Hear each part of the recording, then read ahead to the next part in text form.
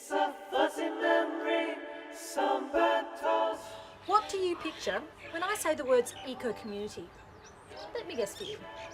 Dirty hippies, kids and chooks sharing food scraps, no electricity, it's freezing, really uncomfortable. Great parties though, but not everyone's cup of tea.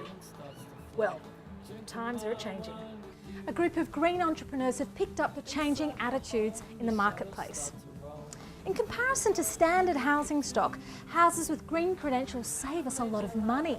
So funnily enough, lots more people are interested in them. So are eco-communities changing for the better, or are they losing all their fun? And what I'd really like to know is, can you buy community? Today I'm back at Series, where 5 of Victoria's top architectural firms are presenting their designs to the Eco Village board. Putting the garage. I'm the eggshell, I'm your ghost, morning heads.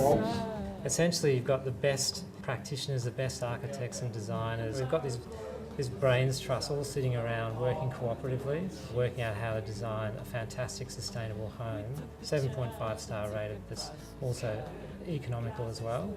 We're using the sun as our energy source, we're not relying on fossil fuels. So basically people living in our village will have very few bills to pay, and once they've built their house they can actually live with very low running costs. Most people in Victoria live in very cold houses. I mean, they're cold in winter, they're really hot in summer, and they probably don't really know how good it can get. Cape Paterson is 144 kilometres from Melbourne City. To get there, you travel along the beautiful wind-swept Bass Coast. It's a fuzzy memory, some burnt toast, sweaty fingers and you're the host. The existing town of Cape Paterson consists of about 1,000 homes. However, only a third of these are occupied through the winter. I caught up with Eco Village Director Brendan Condon on site to chew the fat. Watching conventional housing estates around Melbourne shows that we're really not building well for the future. We're still building energy intensive houses that are too big and that are going to cost people a lot of money to live in future with rising energy and water costs.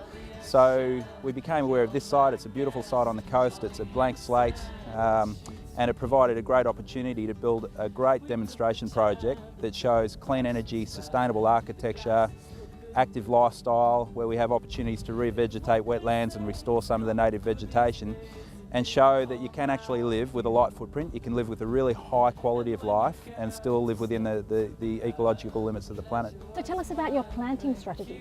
What we've done is we've mapped out the pre-European vegetation that would have existed on this site. So we've done a bit of detective work, a bit of forensic botany. We've looked at good areas of heathland and coast banksy woodland up and down the coast, and we've looked at what species would have originally lived here. And we've done an extensive seed collection activity, and we're going to restore large areas of this site with the original vegetation and create really good high quality habitat for the non-human species that have been living here forever. Brendan, can you compare these 3 things for me? A hippie commune, a traditional housing development, and this eco-village?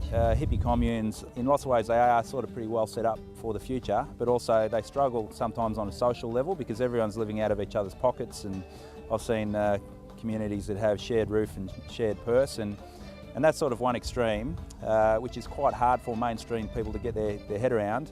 On the other end, we have mainstream housing developments where people live in their little boxes, they're totally car dependent, they're obesogenic. In other words, they don't encourage people to get out and burn that renewable biofuel everyone's carrying on their waistline too much nowadays, and they breed social isolation. This project is really trying to attract a mainstream audience, so it's got a really good balance of all those proven common sense sustainability solutions that have been rolled out on millions of houses around the planet. So there's no experimental stuff, it's all proven technologies, it all makes sense.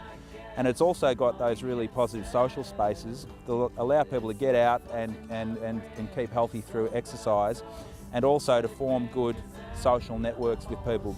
Our modern way of living has all the creature comforts, but you can feel increasingly isolated in the city. I hope that housing developments of this kind really do challenge the housing norm and inspire a different type of living. Only time will tell. You're my guest, morning headset. closer.